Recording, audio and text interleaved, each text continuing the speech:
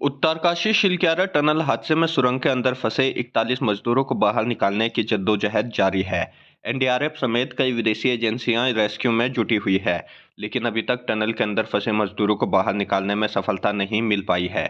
इस बीच गढ़वाल विश्वविद्यालय के भूगर्भ वैज्ञानिकों ने टनल हादसे को लेकर अपनी राय रखी है।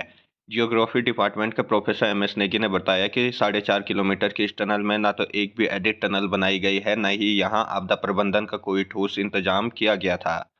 हिमालय संवेदनशील क्षेत्र है, यहाँ की संवेदनशीलता को ध्यान में रखते हुए सिलक्यारा जो क्षेत्र है वहाँ कमजोर चट्टानें हैं। ऐसे जगह टनल निर्माण से पहले सही तरीके से इन्वायरमेंट इम्पैक्ट एनालिसिस हुआ था या नहीं, यह जांच का विषय है।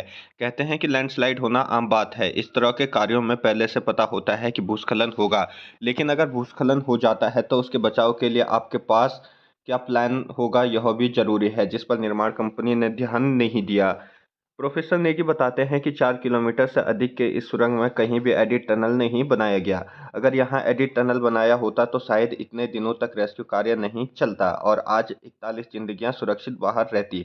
बताते हैं कि बड़ी सुरंग परियोजनाओं में 2-2.5 किलोमीटर के दायरे में एडिट टनल बनाए जाते हैं, जिससे कि बीच में टनल किसी तरह से क्षतिग्रस्त हो जाए तो उस एडिट टनल के सहारे वैकल्पिक टनल से बाहर निकला जा सके। हिमालय बहुत संवेदनशील है और उत्तराखंड संपूर्ण हिमालय के अंतर्गत है। और यहाँ संवेदनशीलता की दृष्टि से देखें तो ये जोन 4 और जोन 5 जो सबसे अधिक संवेदनशील होता है वो 5 होता है, उसके बाद 4 होता है। तो अधिकांश उत्तराखंड का क्षेत्र 4 और 5 जोन के अंतर्गत आता है रिस्क की मतलब संवेदनशीलता के दृष्टि से। तो ये अभी तक इस स्थिति में बोलने के लिए नहीं है कि हम उनको पूर्ण रूप से बचा ही पाएंगे। आज की स्थिति अभी यह है, अभी तो यही प्लान चल रहा है कि कैसे हम इसको रेस्क्यू करें, कैसे हम उनको निकालें, अभी इस पर चल रही है। हम क्या क्या कि अब हम तरीके खोज रहे हैं। कभी हम कह रहे हैं कि इसको आगे की तरफ से खोदेंगे, कभी पीछे की तरफ से खोदेंगे, कभी कह रहे हैं कि हम ऊपर से इसकी खुदाई करेंगे। तो अभी हमारे पास पहले से कोई प्लान नहीं था, जबकि पहले से वहाँ पर इस तरह का कुछ एक हमने इफेक्टिव एक प्लान बनाया होता, जिससे कि इस तरह की स्थिति हमने 41 लोगों की ज़िंदगी बहुत बड़ी ज़िंदगी होती है और उन लोगों को उनके परिवार आज किस स्थिति में, ये बड़ा सोचने वाला विषय है। तो हमारा कहना है कि यहाँ पर जिस तरह की भी कोई भी योजना बने उसकी संवेदनशीलता को ध्यान में रखना बहुत ज़रूरी है।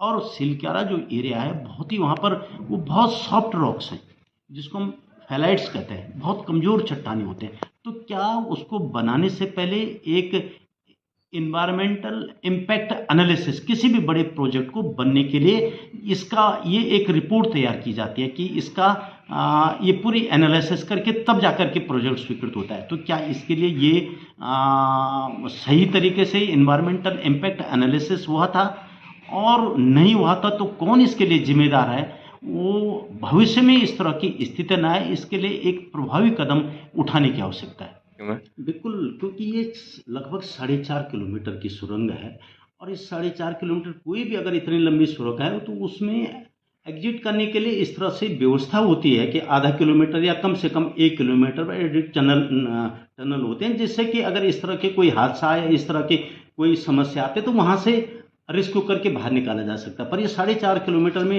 जहाँ तक मुझे जानकारी है कोई भी इस तरह की टनल आधा किलोमीटर या 1 किलोमीटर पर एडिट टनल का होना बहुत ज़रूरी है।